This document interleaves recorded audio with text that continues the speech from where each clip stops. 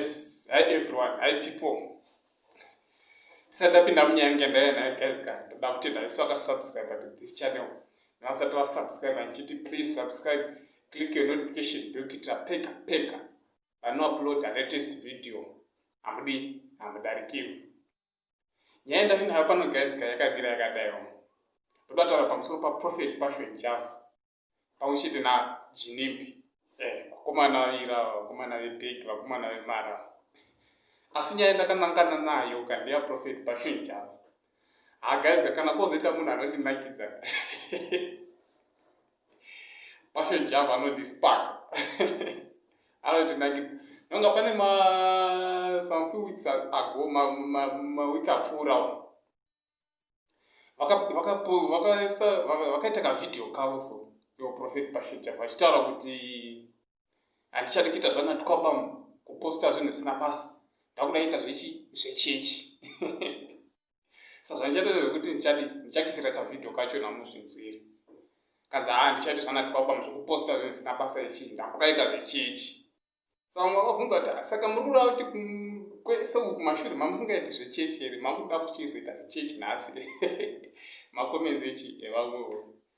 Saka chazoitika ndechekudaiwo. Jinimbi, nonga mese muri kuziva kuti Jinimbi akadii. Yake mota yake yakatenga iyi, lambo iri kupisa. Saka Prophet Passion manje vakanyarira zvavo mazuva tikati Prophet Passion vakumboita zvechechi vambomira zvepasocial media zvekuposta natwaba achiita yawo iyaya vanoita yaya. Saka Jinimbi pakasvika mota yaJinimbi manje achipostawo zvinhu zvake kuti mota yake yasvika chichi, lambo yake yasvika, achizobuda achidhiraivha mota achitenderera chichichi.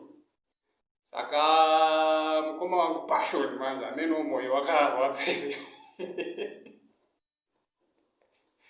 Vakabva vadzoka pasocial media. Pasocial media guys, ndobva vadzoka.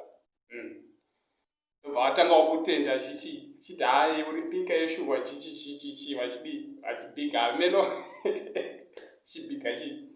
vachibhiga Jinimbi. Saka chazoitika nhasi manje ndechekuti ndazoti ndichifambawo mastreet ndobva ndasangana nekavidhio kavo so vakapfeka zibhachira. Ndichakuisira kavidhio kachona. Vachirovawo matwaba mavo kuti varikutaura kuti vakuda kutenga chii, vakuda kutenga Bugatti. Vachirova matwaba mavo vanga vataura kuti havachaiti. Saka guys ndochadakuya nacho. Saka ndichatanga kuisira kavidhio vachitaura kuti hatichaiti zvesocial media, ndakuita zvechechi. Ndapedza ikako then ndobva ndakisirai futi vadzoka muchiuni vachirova matwaba mavo aya. Nemajaivha apa pachirohwa jaivhi kandi guys. Papa pachirohwa majaivhi. Saka guys ndangouya nacho. Chiti saka munhu waMwari vabva vatoti vakanganwa zvavakamboti promisa here kana kuti zvadzimba mwoyo kuti Jinimbi atenga lambo. Ndidzoke pasocial media ndivharise masports. Ndochada kuya nacho guys, chiti kune vese vasati vasubscribe to this channel, please subscribe, click your notification bell kuitira pega pano upload the latest video. Amudarikirwi. Saka ndaukisirai kavidhio kachona zvividhio 2 vachitaura kuti handichaiti zvepasocial.